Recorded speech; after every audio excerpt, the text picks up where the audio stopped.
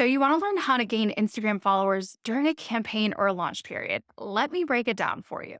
When I launched my course, The Content System, I actually gained 500 followers during my 8-day campaign period, which typically doesn't happen when you are doing heavy promotion or sales on Instagram. There are three main things that I want to talk to you guys about on how I was able to achieve this. So, number one, I was actually very, very active on Instagram throughout the duration of that campaign, more so than I usually am. Now, a few things here that I want to note. The type of screen time that I was dedicating to my phone and being on Instagram isn't sustainable in the long term. What I decided to do is I was testing out new content strategies. I was testing out new products. And I knew that I wanted to connect and engage with my community more and more on Instagram during that time frame. So I literally didn't have anything else on my calendar for those 8 days.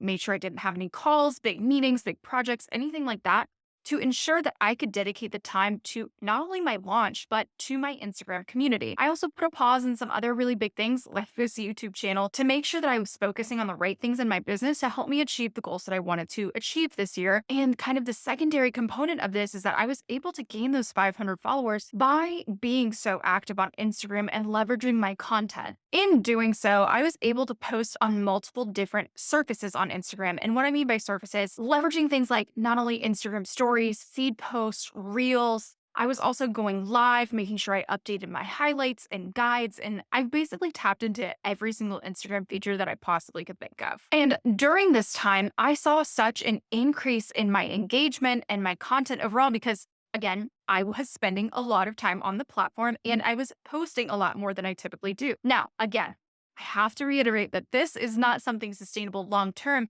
But when you are testing out something new and when you're launching and trying something that you know you're going to be giving out a lot of promotional content, listen, we all need to be salesy on Instagram, but typically what'll happen is when you go and you heavily push yourself or your business, typically the likes, the comments, the follows, they don't come along with it.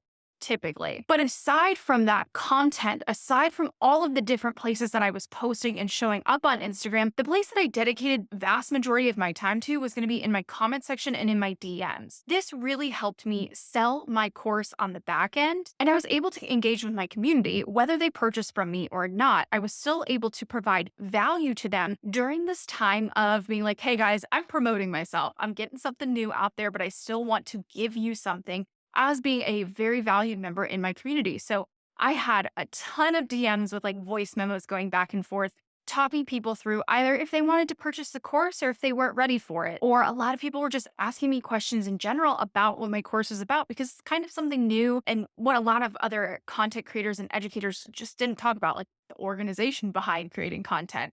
So I had a lot of questions. And while vast majority of those people did not make a purchase, I was priming that audience to, again, continue to engage with me on Instagram, but maybe priming them for a purchase later on down the line when I decide to do another launch again. So spending that time in the comment section and in the DMs led people that, were already following me. Yes, I continued to see engagement over and over again from them.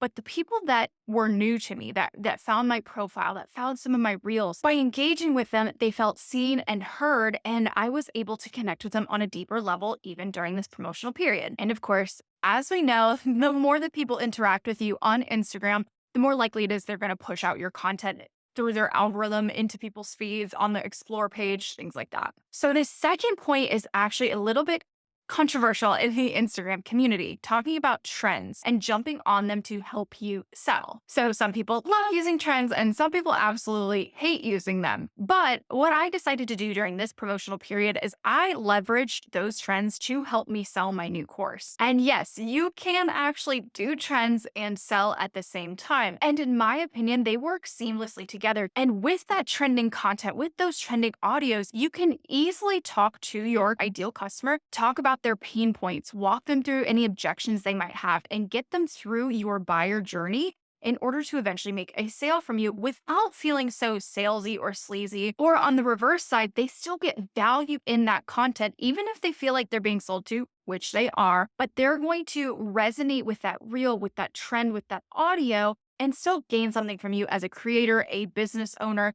They can either relate to that content, get a quick little chuckle because it was funny, or maybe you're providing education or value to them And then in the back end, you just have a little call to action to purchase your new product. There was actually a trend that I decided to jump on with a reel that really helped kind of give me this little boost in followers because people really resonated with what I was talking about.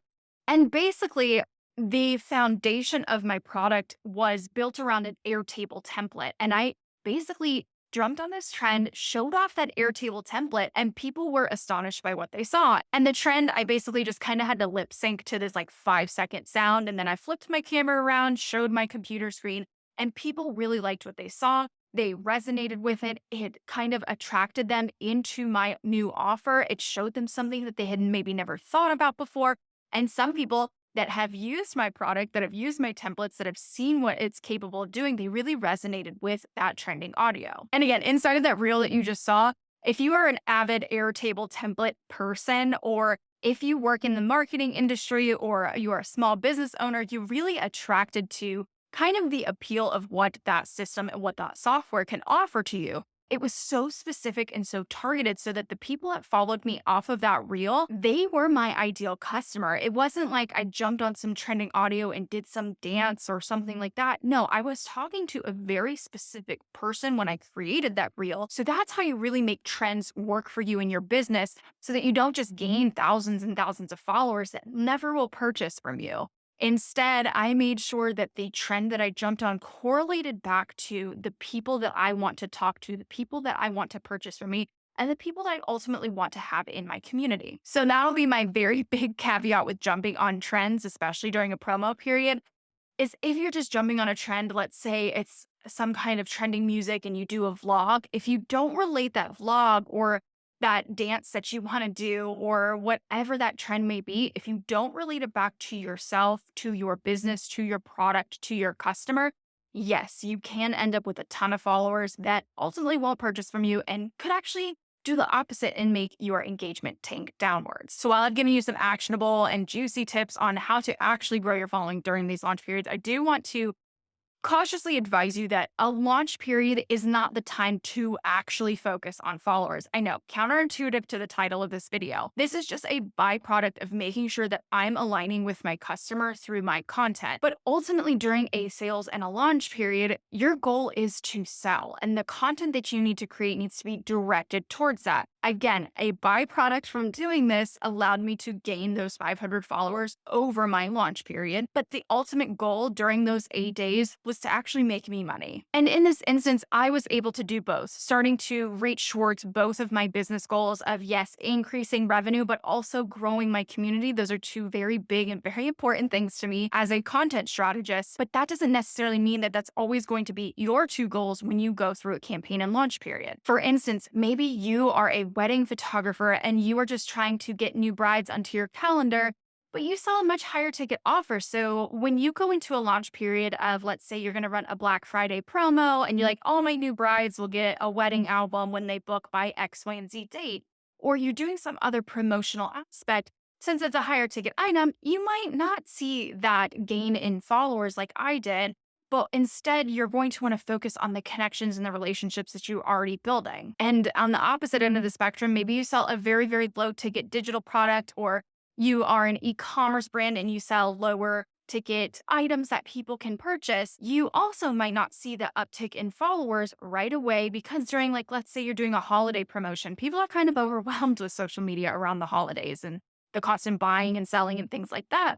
You still can target your community and you can still create content that your current and potential followers will love. And even though I was selling throughout that 8-day duration and that 8-day period for this particular launch, I was still engaging with my community. It comes back to point number one, is that you can still give back. And I recommend that you do. During that launch phase, there are going to be a ton of questions. Make sure you throw up a question sticker on your Instagram stories to take those questions. Prompt people, give them a call to action to DM you if they have any questions. And maybe do some fun giveaways or a live, or really start to think of your content in a different way to engage that community, whether they're new or they've been around for years. That is the key to not only selling, but also gaining followers during a campaign or launch period. And at this point in the video, you're probably like, okay, Amber, that sounds great and all, but how do I even begin to implement this into my business? I'm gonna let you in on a little secret. I do still love working one-on-one with clients through my ultimate experience my VIP day, the content plan. It's an immersive day that we spend together creating a content ecosystem that works for you and your business to not only